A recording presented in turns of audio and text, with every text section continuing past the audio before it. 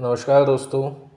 करवा चौथ के उपलक्ष्य में इस वीडियो के माध्यम से करवा चौथ की संपूर्ण पूजा विधि और करवा चौथ की प्रचलित कथा और एक ऐसी कथा भी जो आपको आसानी से किसी वीडियो में नहीं मिलेगी, हम बताने जा रहे हैं। संपूर्ण जानकारी के लिए आपसे अनुरोध है कि वीडियो को अंत तक देखें और अगर आपके पास अभी समय नहीं है तो वीडियो को सेव करके बाद में देख लें, पर कथा शुरू होने के बाद बीच में ना छोड़ें।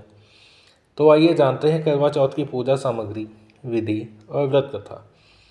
करवा चौथ में पूजा सामग्री के लिए मिट्टी या तांबे का करवा और ढक्कन, पान, सीख, कलश, अक्षत, चंदन, फल, पीली मिट्टी, फूल, हल्दी, लकड़ी का आसन, देसी घी, कच्चा दूध, दही, शहद, शक्कर, रोली, मौली, मिठाई और छलनी। करवा चौथ की पूजा विधि। सुबह ब्रह्म मुहूर्त में उठ जाएं और स्नान आदि कर सूर्योदय से पहले सरगी का सेवन करें। देवी देवताओं को प्रणाम कर व्रत रखने का संकल्प लें। करवा चौथ में विशेष तौर पर संध्या पूजन किया जाता है।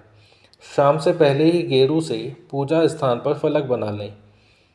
फिर चावल के आटे से फलक पर करवा का चित्र बनाएं। इसके बजाय आप प्रिंटेड कैलेंडर का भी इस्तेमाल कर सकते हैं। संध्या के समय शुभ मुहूर्त में फलक के स्थान पर चौकी स्थापित करें। अब चौकी पर भगवान शिव और माँ पार्वती की गोद में बैठे हुए प्रभु गणेश के चित्र की स्थापना करें।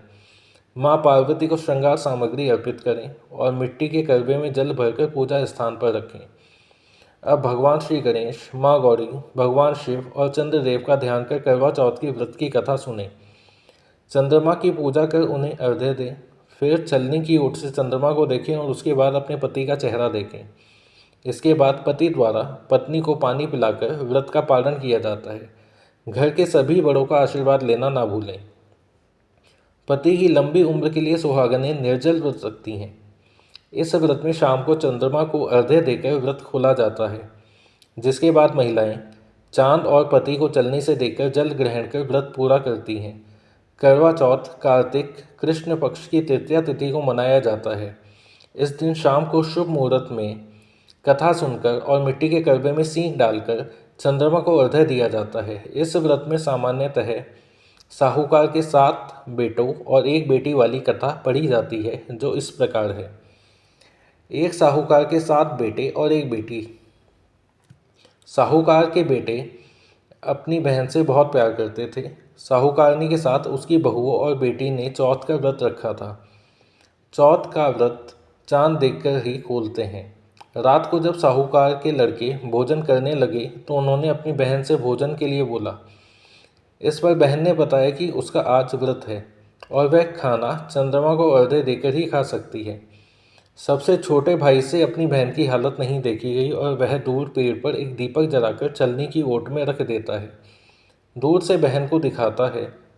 छलनी की ओट में रखा दीपक चांद की तरह लगता है। ऐसे में वो ऐसा लगता है जैसे चतुर्थी का चांद निकल आया हो।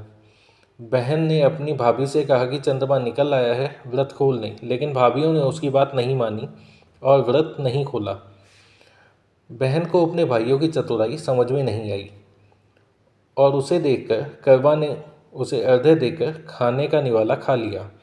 जैसे ही वह पहला टुकड़ा मुंह में डालती है, उसे छींक आ जाती है। दूसरा टुकड़ा डालती है तो उसमें बाल निकल आता है और तीसरा टुकड़ा मुंह में डालती है तभी उसके पति की मृत्यु का समाचार उसे मिलता है। वह बेहद दुखी हो जाती है। उसकी भाभी सच्चाई बताती है कि उसके साथ ऐसा क्यों हुआ। व्रत गलत तरीके से टूटने के कारण माता उससे नाराज हो गई हैं। इस पर वह निश्चय करती है कि वह अपने पति का अंतिम संस्कार नहीं करेगी और अपने सतीत्व से उन्हें पुनर्जीवन दिलाकर रहेगी। शोकातुर होकर वह अपने पति के शव को लेकर 1 वर्ष तक बैठी रही और उसके ऊपर उगने वाली घास को इकट्ठा करती रही।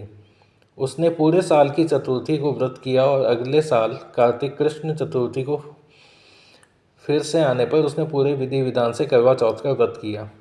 शाम को सुहागिनों से अनुरोध करती है कि यम सुई ले लो, पिए सुई दे दो, मुझे भी अपने जैसी सुहागन बना दो।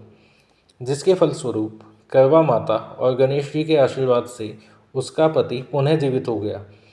जैसे गणपति और करवा माता ने उसकी सुनी, वैसे सभी की सुने, सभी का सुहाग अमर हो। असल में यह सिर्फ व्रत का लाभ बताने वाली कथा है। कार्तिक की चतुर्थी का नाम करवा चौथ कैसे पड़ा, इसकी कहानी कुछ और ही है। असल में यह करवा नाम की एक दूसरी स्त्री की कहानी है जिसने सावित्री की तरह अपने पति के प्राण यमराज से बचा लिए थे। तब यमराज ने करवा को उसके पति को जीवन वरदान दिया कि इस विशेष दिन तुम्हारे नाम से व्रत जाना जाएगा और जो स्त्री ऐसा व्रत करेगी उसका अखंड सुहाग बना रहेगा। तब से ही करवा चौथ व्रत की परंपरा चल रही है। वह कथा इस प्रकार है। प्राचीन समय में करवा नाम की एक पतिव्रता नारी थी। वह अपने पति के साथ नदी किनारे एक गांव में रहती थी। उसका पति वृद्ध था। एक दिन वह नदी में स्नान करने गया। नदी में नहाते समय एक मगर ने उसके पैर पकड़ लिए। इस पर व्यक्ति करवा करवा चिल्लाकर अपनी पति को सहायता के लिए पुकारने लगा। करवा पतिव्रता स्त्री थी। आवाज़ को सुनकर करवा भागकर अपने पति के पास पहुंची और दौड़कर कच्चे धागे से मगर को आन देकर बांध दिया। मगर को सूत के कच्चे धागे से बांधने के बाद करवा यमराज के पास पहुंची। उस समय यमराज चित्रगुप्त के खाते देख रहे थे। करवा ने 7 सींग लेकर उन्हें झाड़ना शुरू कर दिया। यमराज के खाते आकाश में उड़ने लगे। यमराज घबरा गए और बोले, देवी तो क्या चाहती है? करवा ने कहा, हे प्रभु, एक मगर ने नदी में मेरे पति के पैर पकड़ लिए हैं। उस मगर को आप अपनी शक्ति से अपने लोक में ले आओ और मेरे पति को चिरायु करो।